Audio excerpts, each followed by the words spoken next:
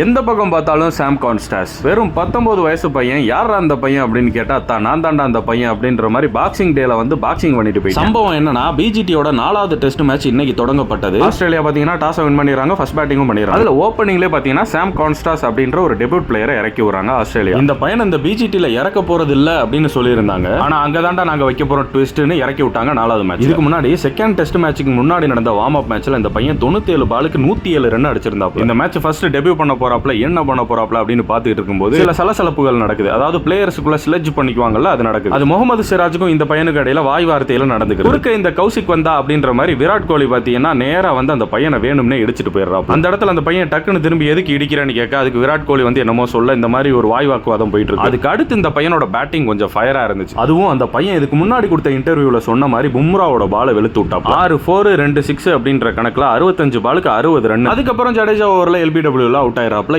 இருந்தாலும் முதல் இன்னிங்ஸே தரமான இன்னிங்ஸ் அந்த பையனுக்கு வாழ்த்துக்கள். எனக்கு விராட் கோலி மேல ஒரு பெரிய டிசப்பாயின்மெண்ட். 36 வயசு ஆயிருச்சு. ஒரு லெஜெண்டரி கிரிக்கெட்டருக்குள்ள ரெக்கார்டையும் ஸ்டாட்ஸையும் கையில வச்சு எந்த அளவுக்கு நம்ம ஆட்டிடியூடையும் பிஹேவியரையும் மெயின்டைன் பண்ணணும்ன்றதுல சுத்தமா தவற விட்டா. ஒரு 19 வயசு பையனை போய் வீம்புக்கு போய் இடிச்சு ஸ்லெட்ஜ் பண்ணிட்டு போறோம். இதெல்லாம் கிரிக்கெட்ல ஆப்போனண்டா விளையாடுறவங்களை டென்ஷன் ஆக்கி அவங்களை அதிரடியா விளையாட வச்சு அவுட் எடுக்கிறதெல்லாம் ஒரு டெக்னிக் தான். இருந்தாலும் இன்னைக்கு சாம் கான்ஸ்டாஸ்ட கோலி பண்ணது நல்லா இல்ல.